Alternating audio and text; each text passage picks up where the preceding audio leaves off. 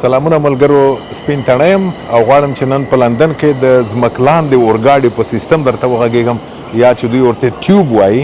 یعنې ټیوب خو خپله پوهېږي داسې یو نل دی او دا د انډرګراونډ سیستم یې هم داسې جوړ کړی، بیا ټرینونه پکې ځي او راځي. نو دې ته دوی ټیوب وایي، لندن ټیوب یا د انډرګراونډ سیستم یا د ځمک لاندې د اورګاډي سیستم. لندن کې کله چې ګڼه ګوڼه ډېرېدله دا 200-250 کاله پخوا، نو دوی په دې فکر کې شول چې د دې دپاره چې موټر ډېر دي، د هغه وختونه مخکې طبعا په ګاډیو کې تلل که نه، د آسونو ګاډۍ به وي، بیا وروسته موټر پیدا شول او د لندن بهر خو طبعا دوی په اورګاډو کې تلل راتلل. خو د لندن په مرکز کې د دغه ګڼه ګوڼې د راکمولو لپاره دوی په دې فکر کې شول چې د ځمک لاندې دغه اورګاډي وغځوي. نو د لومړی ځل لپاره په 1863 کال کې لومړنی د ځمک لاندې اورګاډی جوړ شو چې دغه ځای نه چې فارنګډن ورته وایي، د دې نه تر پاډینګټن پورې دغه اورګاډی ته او 1.3 میلیونه پاونډ پرې ولګېدل چې د نن ورځې 156 میلیونه پاونډ کېږي. زرګونه کسانو کار پکې کاوه، ځینې کسان پکې مړه هم شول. او لومړنی اورګاډی داسې و چې اصلا د لرګیو نه یې واګونونه جوړ شوي وو او په بخار دغه خپله د اورګاډي ماشین په بخار چلیده او برېښنا به هم په واګونونو کې د غازو له لارې کېدله.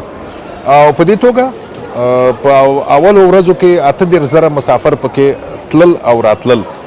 نن نو بیا چې کوم ځای ته رسېدلی دا وروسته درته وایم، خو راځئ چې په همدغه کرښه کې مو بوځمه له فارنګډن نه تر پاډینګټن پورې او چکر پکې ووهو.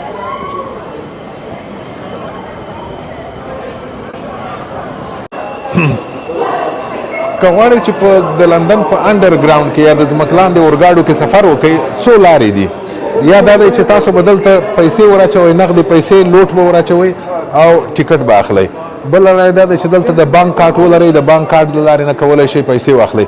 بل دا چې که ستاسو په موبایل کې د بانک کارت مو دلته وي، ثبت شوی وي، دا هم کولی شئ چې هلته یې ونیسئ او دلته ډبل کلیک پرې وکړئ، ورځئ. او ځینې خلک د کال د 6 میاشتو د 3 میاشتو ټیکټونه اخلي او کاروي یې.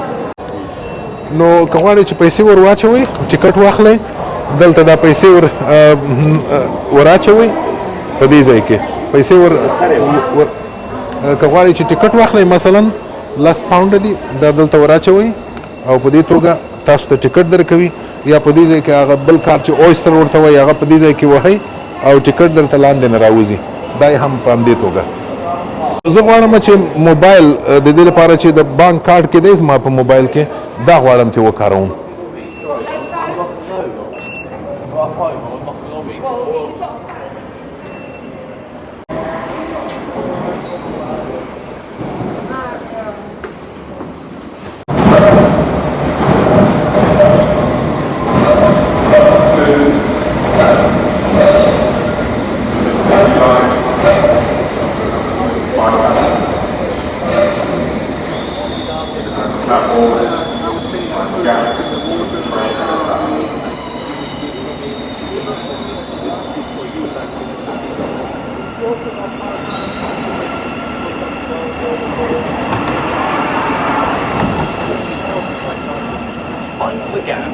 سیمه یې هم همدغه د انډرګراونډ سره سیمه یې هم همدغسې زاړې ودانۍ پرېښي دي چې همغسې د پخوا په څېر معلومې شي او شکل یې نه دی بدل کړی، همغه پخوانی شکل یې پرېښی دی. نو د ورځې د خوا نه دلته بیا کله چې د هغه نه راوځي معلومیږي. او د انډرګراونډ په حساب خو معمولا دوی چې دی 45% انډرګراونډ دی او د 55 نور چې دی دا اوورګراونډ دی، یعنې د ځمکې په سر دی. معنا دا چې همدغه ټرینونه چې موږ ورته انډرګراونډ وایو د ځمکې لاندې درومي ځکه انډرګراونډ دی. خو کله چې د ځمکې نه را پورته شي او ځمکې په سر باندې ځي نو بیا اوورګراونډ ورته وایي، یعنې ځمک لاندې او ځمک سر اورګاډی. کینګ کراس سټیشن دی او د کینګ کراس هم یو له همغو تمځایونو و چې د ډېرو پخوانیو نه جوړ شوی و. او دلته یو د فلم ځینې برخې هم جوړې شوي دي چې د هاري پاټر فلم نومیږي، هغه بیا نو د کوډګرانو دپاره دی، کوډګر فلم. بېلابېل ځایونه یې پخوا په څېر ساتلي دي د خلکو د تاریخي له تاریخي پلوه دوی فکر کوي چې دا به مثلا ګټه په دې ولري چې هماغه نومونه ورسره تړلي دي او بهرنیان چې راځي یا سیلانیان چې راځي د هغوی دپاره به هم په زړه پورې وي دا ټول. چې دا نو دا د یوسټن سکویر دی. Houston Square. یوسټن معمولا دلته یو د اورګاډو This is the Hammersmith and City Line train to Hammersmith. The next station is Great Portland Street. معمولا دوی اعلانوي او یو بل اعلان هم دوی کوي. اول خدا چې دوی درته وایي کنه چې دا بل تمځای څه نومیږي او بیا په دې څنګ کې دا هم درته وایي چې mind the gap between the doors.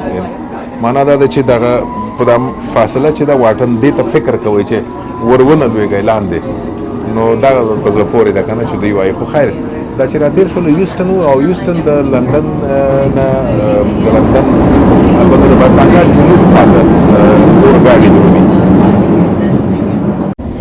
او ګریټ پورټلند سټریټ هم یو له همغو لومړنیو اورګاډو د تمځایونو نه دی چې په 1883 کال کې جوړ شوی دی او د دې لارې نه هم تېرېده.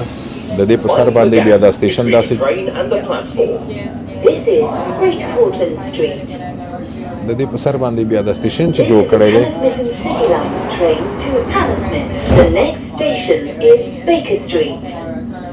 بیکر سټریټ هم ډېر پخوانی دی او هلته خو طبیعي ده چې د غله نوم سره تړلی دی، د شارلک هومز له نوم سره، او هغه د پولیسي کیسو یو اتل و او د هغه څوک چې ډیټیکټیف ورته وایي، یعنې دوی به کسان پیدا کول، خپلې پلټنې به یې کولې، څېړنې به یې کولې، جنایتکاران به یې موندل. نو د هغه په نوم باندې هم مشهور دی او همداسې مدم توسو په نوم باندې یو ځای دی او یو لوی جماعت هلته شته د مسلمانانو او نور ډېر په زړه پورې ځایونه دي هلته. او دا اوس چې را درومي همدغه بیکر سټریټ دی په اصطلاح.